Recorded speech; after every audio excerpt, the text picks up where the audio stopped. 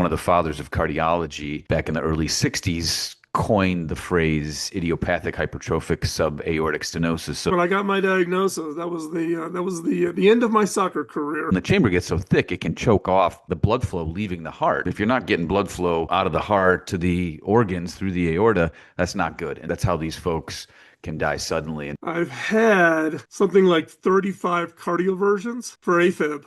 yeah, because that's another issue. People get AFib with this. A silent killer could be lurking in your body, but if you find out early, stay active and be monitored regularly, you can keep it at bay. It's called Apical Hypertrophic Cardiomyopathy, and we're going to get into what it is in just a moment. We're also going to introduce you to a high-profile, world-renowned tech executive who has it and who is going to share his journey with it, managing to now run the research and development arm for the entire global cable industry, Cable Labs. All of that after turning around Hewlett-Packard, now HP, as its chief technology officer or CTO. And that's where I met Phil McKinney while a journalist at Forbes magazine. He was everyone's go-to for what's new and next in technology. Actually, here's a quick clip from one of my first interviews with him at the world's largest consumer electronics show in Las Vegas, CES. I'm at CES with Phil McKinney, and there is so much here that is just being absolutely overhyped. I mean, what is it that is not being talked about that we can show people, something that we haven't seen before? Well, we're going to show 3 different technologies that are going to be coming out over the next 12 to 24 months.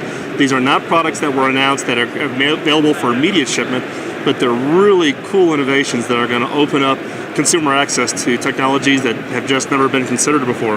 Good. I like looking forward to things. Let's go. Let's go. Phil McKinney, always on the cutting edge, the go-to, even still for everyone. Okay, so for wait a everything second. High-tech, Dr. John, All right, pretty cool. just wait. Now you just kind of pulled the pin on a grenade here. So I need to know, wait, when was that? And like, what was the technology we're talking about here? So, gosh, everyone I think was talking about the Ultrabooks at the time, and he was talking about, I think, Phil, you were talking in that sense about voice recognition technology and the integration. Yeah, one of the 3 was a voice recognition technology for accessibility, doing voice rec. One was it was in the Ultrabook Slate category. This is before the iPads were had even been introduced at that point. Man, Kym, I don't know where you find the history, and you're pulling out. How long ago was that video or that interview? I think that was 2008. I think he was 2008 one of my or first 2009. interviews. Yeah. I can't even remember the first time I met. I know that Phil was assigned to me because I had what was called the CIO network, and that involved CTOs. And so I would do interviews with people who would deal with the infrastructure of companies, all the data, that kind of stuff. And so poor Phil had me attached to his hip everywhere. I was bugging him, bugging his PR person. And actually, our producer, Chris D, while we're at it, Chris D, I think we might as well roll the other clip from the archives. McKinney can't say enough about what he's learned from scouting. The skills I see that I use every day at HP, I can directly attribute back to Boy Scouts. There's just, there's no doubt about it. I was lodge chief for what's called Ordiero, which is the honor society of Boy Scouts. So I had, 4,500 youth underneath me. And I was, 17 at the time, and you're in charge of that big of a group, and you have to motivate them, get the tasks done, get the work done. You learn pretty early on how to motivate, how to speak, how to get over your nervousness, otherwise you don't get anything done. McKinney is committed to giving back to the organization, to which he attributes his leadership success. But even with the 10 to 20 hours a week he devotes to the Scouts, he sometimes gets back so much more. One of the things you get when you do get your Eagle is you get your gold card, right? Which just confirms that you did earn your Eagle, right? So I was actually coming back from Santa Cruz from a business meeting actually, and I was coming down the hill, going a little bit faster than planned.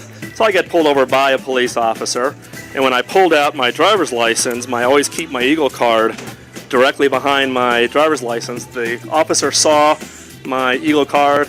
He was an Eagle Scout, and he gave me a pass. He didn't give me the ticket. So now I always make sure that I keep my Eagle card behind my driver's license, because you never know when it might come in handy. Not that I want the boys to hear about this. Sneaky, sneaky, sneaky. I can't believe that I found that video. It's not even online. And I went into my records just a few days ago because one of my good friends that I interviewed ended up passing of a heart attack. And I was going through and I was like, well, wait a minute. Where did these videos come from? And so I thought you'd get a kick out of the Boy Scout. So yes, Phil McKinney was an Eagle Scout.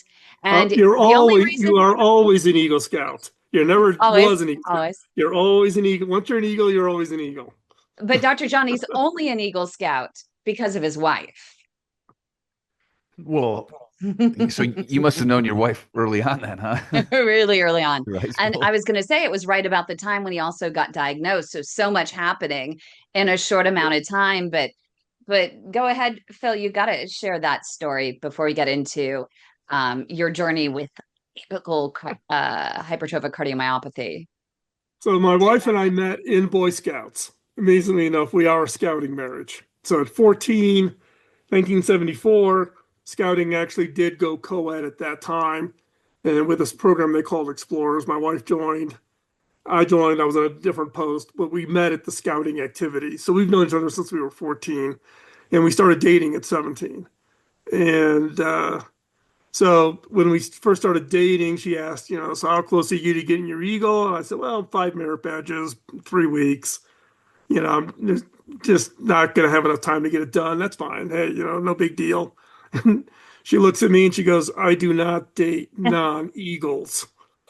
So guess what I did in 3 weeks? I did 5 merit badges in 3 weeks and finished my Eagle with 11 hours to spare because you have to have your Eagle done before you turn 18.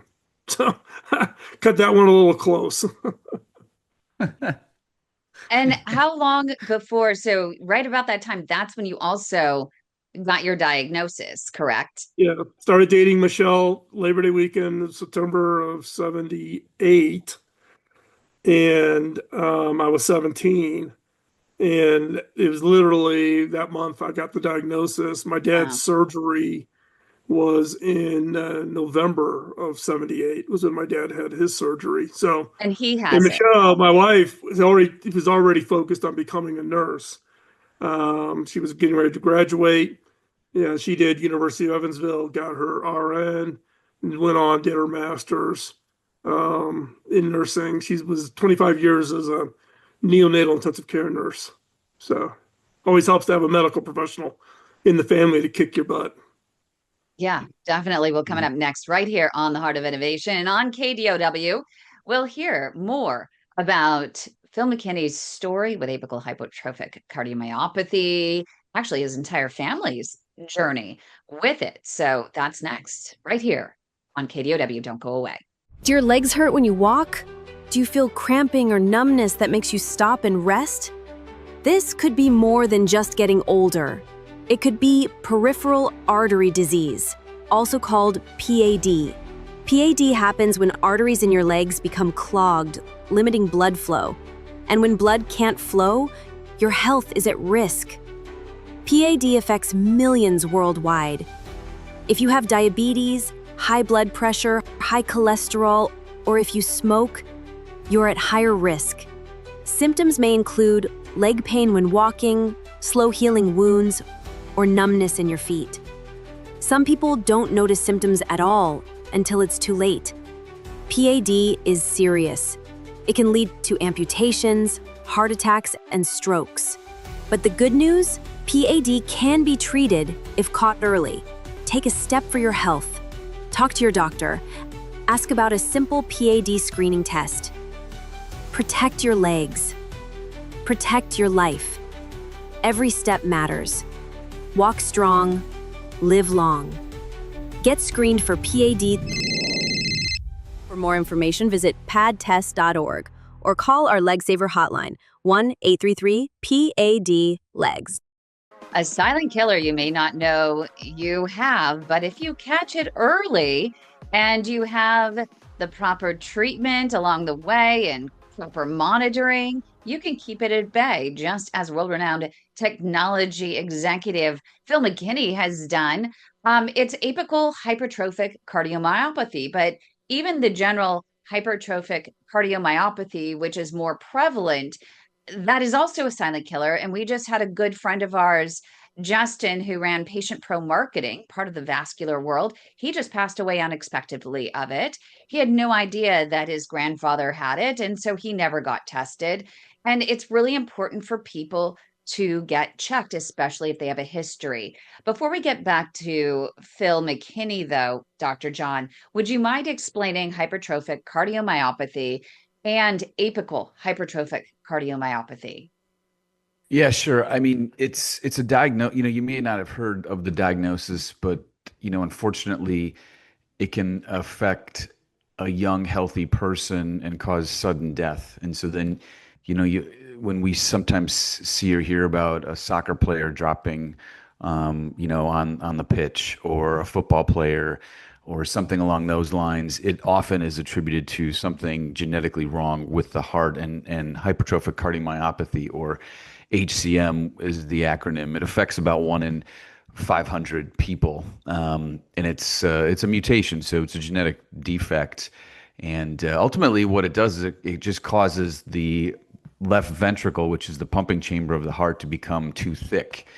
And in doing that, it can create abnormal flow patterns during exercise. It can create malignant or lethal rhythms within the electrical circuits. And it can also, just in general, cause patients to be short of breath with exercise. They can, feel some chest discomfort, lightheaded, palpitations, things along those lines. And really, it's diagnosed initially through ECG or some type of. So the ECG is electrical circuit that we're able to check the heart, so you can pick up changes there. An echocardiogram, which is an ultrasound of the heart, can show how thick the heart walls are and can diagnose it. And then we can get cardiac MRI imaging, which is very detailed images of the heart, and that's actually really important for the apical form. So the apical form is just kind of where the thickness occurs at the apex, or the bottom kind of portion of the heart. So if you look at, I usually have a football or something around here, but the microphone here. So the bottom of the heart is called the apex. And kind of if you think of the heart as an upside down pear, at the if somebody has apical hypertrophic cardiomyopathy, the bottom tip of the pear becomes unusually thick, and it typically occurs in, I think, 3 to 10% of all HCM cases. And so it's a small variation of hypertrophic cardiomyopathy. And this is something, Phil, it's not only you have, but also you first discovered it. It first revealed itself to you through your father, but it wasn't even called apical hypertrophic cardiomyopathy at that point. When was your dad, and how was your dad first diagnosed with it? My dad was first diagnosed in the late 1975, 76. And it was just a normal physical that he actually needed to get for Boy Scouts, interestingly enough, to be an adult leader at summer camp, have to go get a physical, went and got a physical. And our primary care physician at that time detected a slight heart murmur. And so sent him to University of Chicago. We lived in Chicago at the time. Sent him to University of Chicago. He ended up getting seen by Dr. Resnikov, who was head of cardiology and one of the early cardiologists that were working in this area. And that's where he got his diagnosis, was under Dr. Resnikov at University of Chicago in 1970. So he got his diagnosis in 76. And then he had his surgery where they actually go in to thin the wall to reduce the thickness. And he had that surgery in 1978. So And is that, 79. is that the Yeah. myectomy? Is that what was called the myectomy? Well, I don't know what they called it at the time, right? But what I do know is that at that time, my dad was only the seventh person in the world to ever have the surgery. So this was very, very early in the process, and they had like dozens of doctors were in the surgery. My dad had to do special releases because they wanted to videotape it and then broadcast it and share it with other doctors, given that the surgery at that time was extremely rare. And I knew my wife was actually in the waiting room with us as we were waiting for the procedure. So my wife's also been living with this with our family ever since then. So I was 17 at the time. So Yeah, and it's Well, it's interesting. Sorry, Kim. It's interesting because the the the disease was first recognized in a paper by a physician or pathologist, and I just was looking this up on Claude, Donald Terry. And so basically in 1958, he reported 8 cases of people that had a thickening of their heart, and they were young people who died suddenly. mhm. And so they weren't exactly sure what this was. They said this was just kind of some bizarre form of myocardial or heart muscle thickening. So then Eugene Brunwald, who is kind of one of the fathers of cardiology, back in the early 60s, coined the phrase idiopathic hypertrophic subaortic stenosis. So the aorta sits between the pumping portion of the heart and then the vessel itself, the largest blood vessel. So what happens is when the chamber gets so thick, it can choke off the blood flow leaving the heart. Well, if you're not getting blood flow, out of the heart to the organs through the aorta, that's not good. And that's how these folks can die suddenly. And so I presume, your father, Phil, had the thickening, and then they shave off some of that muscle to kind of help reduce that obstruction. yeah, and he couldn't, he was shortness of breath, harder and harder to walk any kind of distance, any kind of exertion. He was a sales guy, so it wasn't, but he played football in high school. And I Oh, was wow. I was playing soccer. So needless to say, when I got my diagnosis, that was the end of my soccer career at How were you that point. diagnosed? Were you What's that? diagnosed? How were you diagnosed through an echocardiogram or? Yeah, Dr. Resnikoff suspected this was early. They were early trying to they had started making the linkage on genetics. And since my dad had the diagnosis and I lived in Chicago, and my brother was working on his master's at Northwestern. We were both in the Chicago region. So University of Chicago brought us in and started the early testings of trying to define the genetic linkage. But the genetic linkage work really happened at Stanford because my brother lived there at the time. I was there with HP, and my uncle lived in Vallejo. So Stanford brought all the living male side, tends to be male dominant, brought the male side into Stanford, and that became the early work under the genetics under Dr. Ashley, who at that time ran genetic cardiology research at Stanford. He's now the CEO of Stanford Hospital. So, But looking it's back at your younger years and playing soccer, do you remember any lifestyle limiting symptoms that prevented you from doing your best out there, or were you just, frankly, well, all balls out? the challenge. I think I get asked this question a lot because today, because of the progressive nature, I have a lot of arrhythmia issues, right? So I'll throw VTACs and PVCs, like confetti all the time. And it freaks hospitals out when you start throwing, 20, 25, 30 beats of VTAC in a row. Um, and they always ask, don't you ever feel it? I go, I don't feel it because I don't think my heart rhythm's ever been normal. So I don't know what normal feels like for everybody else. So I think that's part of the risk is that unless unless you have the chest pains or shortness of breath, it's one of those things. It's just like you said, the silent killer. You just don't know you even have it. You got these phenomenal youth athletes that are running down the basketball court and go face down on the court. Um, So Well, Phil, I coming up, suspect. Oh, sorry. Go ahead. We got to tease. we do.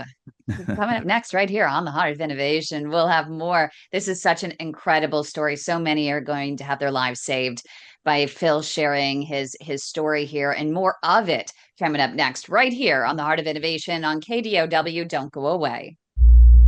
How many procedures are you willing to go through? Is it worth going through that many, or would you rather just step That's funny. Was it worth it?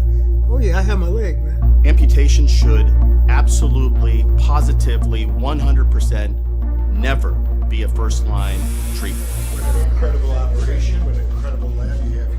Without a doubt, we're underdiagnosing peripheral arterial disease. It has not gotten the attention that it should because it is a killing disease, it is a disabling disease, and most importantly, It's a disease that we now have great treatments for. Okay, let's go to the next one. They were going to amputate it, and I needed to consult with my family. Did I want it off here or here? You're just shocked. It's scary. I don't even know how to explain it. You're 42 years old. We're waiting till people are at the end of the spectrum and almost beyond hope. There is good care available here. Closed minds are what we have to get rid of. Thanks for joining us. We're continuing what I think is a curious conversation with Mr. Phil McKinney, a gadget guy, a tech guy who ultimately, right, Phil, you get diagnosed with apical hypertrophic cardiomyopathy. They start playing with some devices that are monitoring your heart rhythm, and you're having some rhythm issues that aren't particularly compatible with life sometimes. So you ultimately, as you said during the break, became a guinea pig at Stanford for not only kind of non-invasive-ish monitoring, but ultimately you got yourself an ICD or defibrillator to help. That's kind of the insurance policy against these rhythm issues, right? Exactly. And so everybody always used to, even now today they ask, do you feel it? And I said, I don't feel the arrhythmias. So I've had my device 15 plus years. And you do the battery swap every 7 to 8 years. So I'm now in my third device. It hasn't fired though, right? So it's never fired. Yeah. It's never and fired. So when we talk about the device firing, it's we say delivering therapy. The patient says the damn thing shocked me. But again, the point of it is it detects and monitors his rhythm. And if there's a lethal rhythm that becomes sustained, the device will deliver electrical energy to reset the circuit, which it's indicated in folks that have hypertrophic cardiomyopathy who have survived sudden cardiac death or sustained ventricular arrhythmias, or people that are at increased risk for it. And as we were talking during the break too, Phil, you are at increased risk because you were having a lot of rhythm issues based on the monitoring that they were doing for you.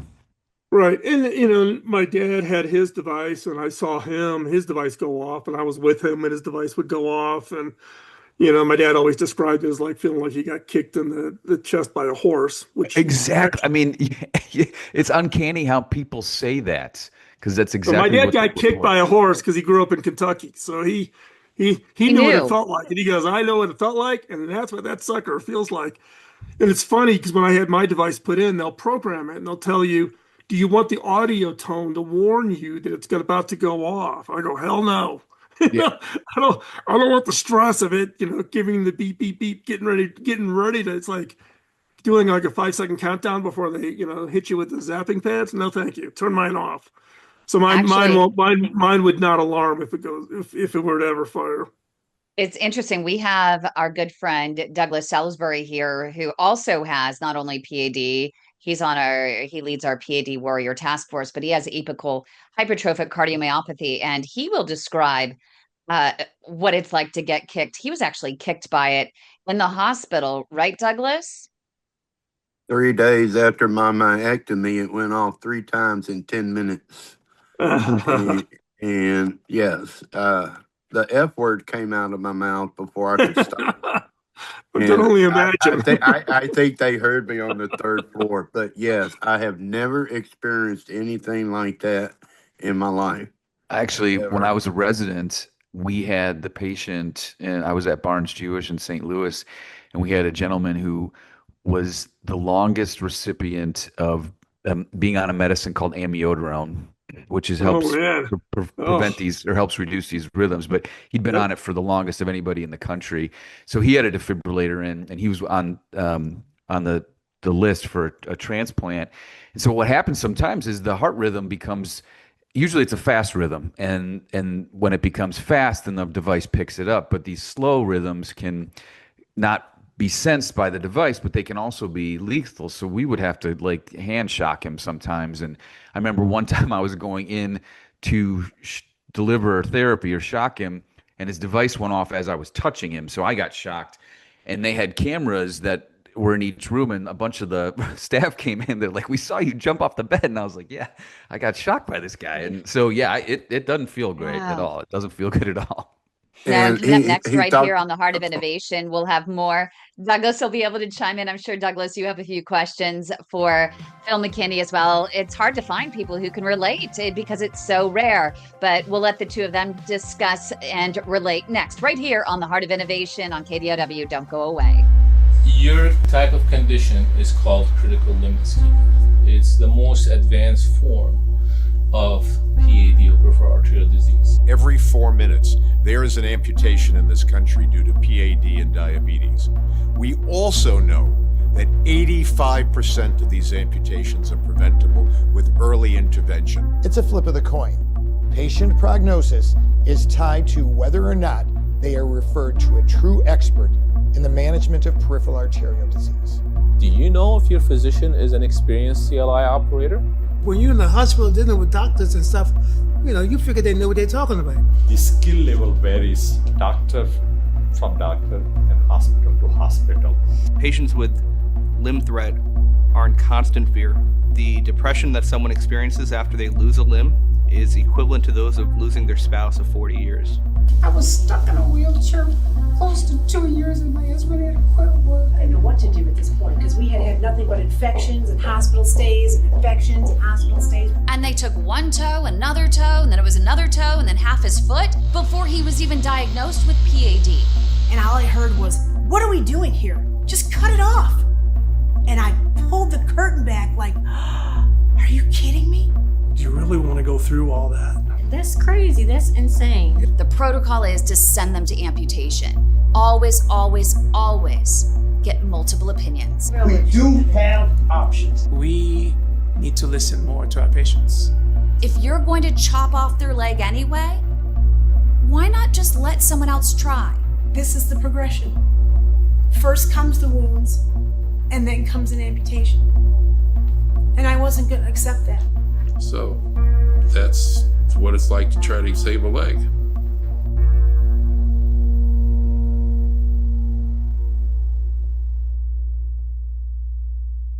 Kym, it's not lost on any of us how quickly the time goes. So I know, right? We've got a lot to discuss. We didn't even get to the moment of inspiration. That's okay. We'll do it next week. No big deal. But so Phil, just to continue the conversation, I mean, you not only inherited this genetic issue from your dad, which thankfully you've kind of been able to keep at bay. You have the defibrillator, but also from mom, you got blockages. So a few years ago, right, you underwent open heart surgery. You had some bypasses. Must have had some issues with the aortic valve, so they fixed your valve. One of the other things that folks get with hypertrophic cardiomyopathy is atrial fibrillation, so rhythm issues from the top chamber, not the bottom chamber, but they kind of took care of that as well. So you had an interesting surgery at Mayo Clinic, right? Yeah, so this was February of 23. I went down there. I go to my wife, being a nurse, I don't get to bypass my my annual physical check. So I get dragged. She would drag me to Mayo. Started my normal echoes and series, and they're like, something's not right. Stay. February, I had open heart surgery, quadruple bypass, of which they were only to do 3 when they opened me up because of heart issues around. They couldn't even get to some of the blockages because of the buildup around the heart. And then they did the MACE procedure, which is basically procedure to rewire the electrical signals to try to deal with the arrhythmia issues. And that's been fantastic because I've had 0 AFib ever since the MACE procedure. And previously that I've had 2 ablations, which did not do anything for my arrhythmias at all. So that was in February 23, and I've had 0 AFib since February 23. Amazing. That's incredible.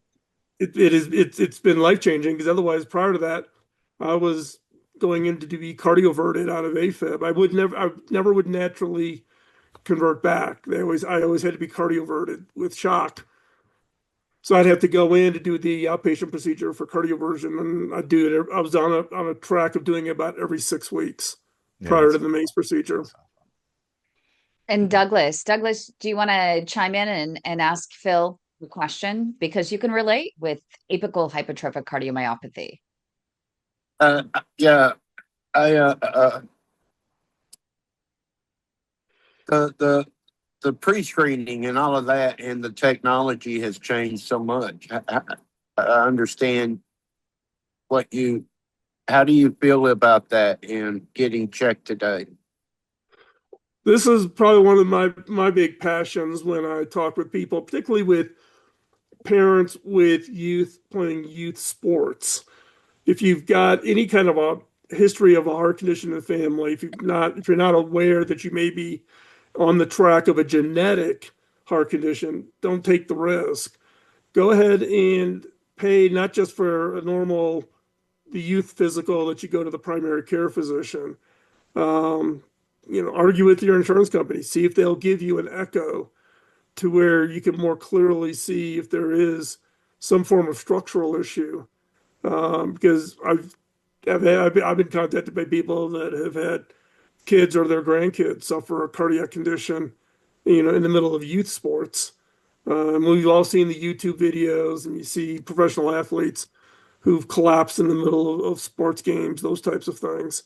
And it's something that, it's not painful, it's not invasive, it's a normal cardiac test, but something as simple as an echocardiogram goes a long way to heading off any kind of issues. And if you've got a family history of heart conditions, look into the genetic linkages, because it'll help you and then also help diagnose or identify your kids and grandkids. In my case, all three of my kids have been tested.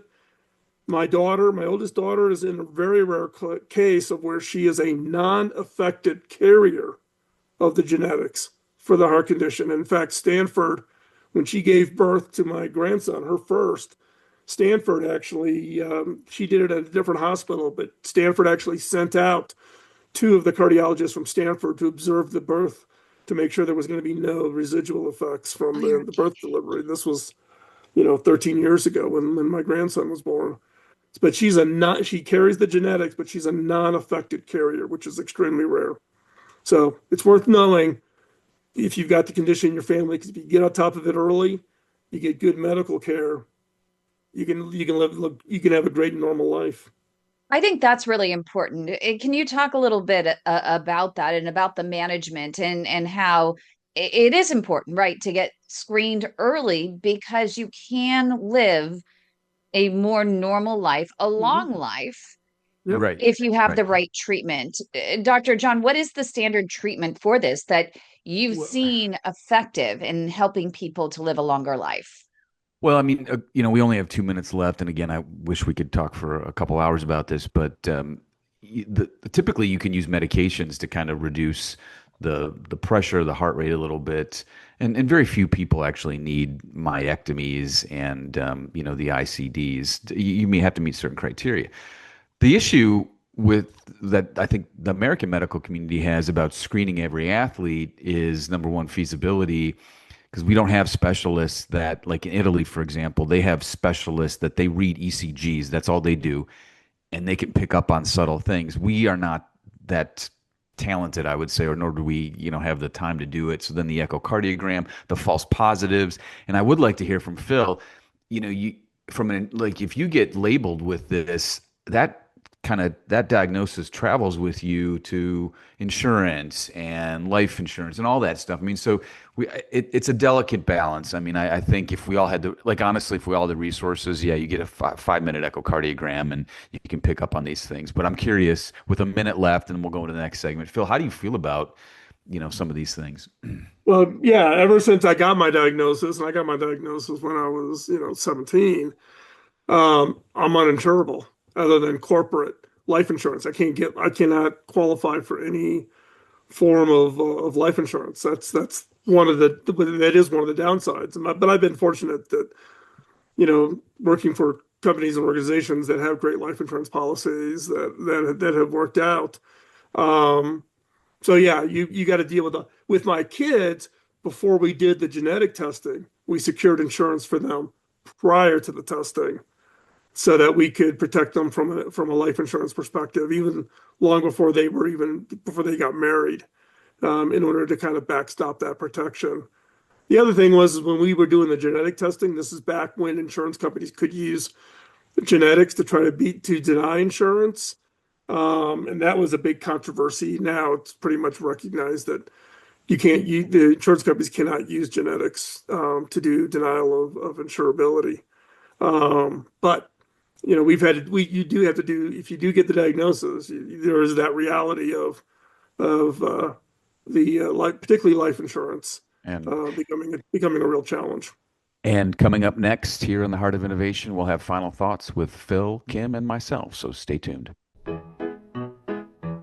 When your sugar runs high, it's more than a sign. Diabetes creeping in, it's a dangerous line. Pre-diabetes too, don't think it's too light. It can lead to PAD, so start the fight. Sugar's sweet, but the cost is real. High blood sugar makes your arteries feel clogged. Slow flow, it's a ticking time bomb. Catch it early, stay strong, and keep your legs on. Sugar's not so sweet when your leg is in pain. Not controlling sugar is where peripheral artery disease sets in. Got sugar? Get checked. Don't wait too late. Save your legs, save your life, take control of your fate. Leg pain, cold feet, neuropathy too. These are signs diabetes caught you. High sugar's the link for circulation and pain. Left untreated, your leg might end in flame.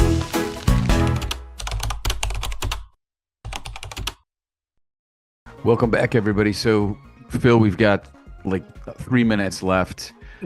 What do you want to? What is that like? Two nuggets you want to tell folks out there, and then I have to ask you as a tech guy, predict the future. What are we doing? Don't you AI? wish he was in healthcare? What are we doing with AI here? What should we do? Well, I think, the point I want to make is I want to be an encouragement. I don't want to be the downer, right? As you mentioned early on, it's what, 1 out of every 500 we'll have this condition. My brother's 4 years older than me. I'm 65. He's coming up on 70. We're doing great. My dad passed away at 68 with his heart finally called it. But it's early diagnosis, and it's finding doctors who know the condition. Not every doctor knows the condition. It's one of the reasons why I tended, particularly early in my diagnosis, to go more towards university research hospitals to be getting my cardiac care, when a lot of the early work was still big. I think it's less so now. My electrophysiology doctor, cardiologist here, Dr. West at Intermountain here in Denver, this guy is like fantastic. I mean, unbelievable. But, Dr. Ashley, who is my cardiologist at Stanford, fantastic, but he also specializes in genetic cardiac. That's his research area. I tended to find that really good care. So find good care, don't give up, be an advocate for yourself. And you can have, with good care, early diagnosis, you can have a great normal life. And so do you think your AI is going to replace your care? Getting into the AI question. I don't think about that. I get asked a lot about AI. Robots? My view on the AI thing is look, it's great. It's a great tool. Mm-hmm. It's a tool, not a replacement. In fact, back when I was at HP, we did a bunch of AI work at Mayo to try to do familial analysis on conditions to identification of possible diagnoses, and that was back in 2010. And there's some great specialty kinds of activities, but it's a tool. It doesn't replace the humans. I think people were kind of caught in this hype cycle where everybody thinks it's going to replace everybody. And then we're now entering this, what we call trough of disillusionment, where people are realizing it's not always accurate. It's always maybe not the right answer you're getting. And I think it'll come up to somewhere in the middle where people will find it's a tool that could be to help, right? We talked a little bit before about during the break about the challenges of doctors not being replaced. There aren't new doctors coming in. Tools like this are going to become important to augment the staff. So thanks so much, Phil McKinney. Appreciate you. Join us at youtube.com/the @ The Way to My Heart for the after show.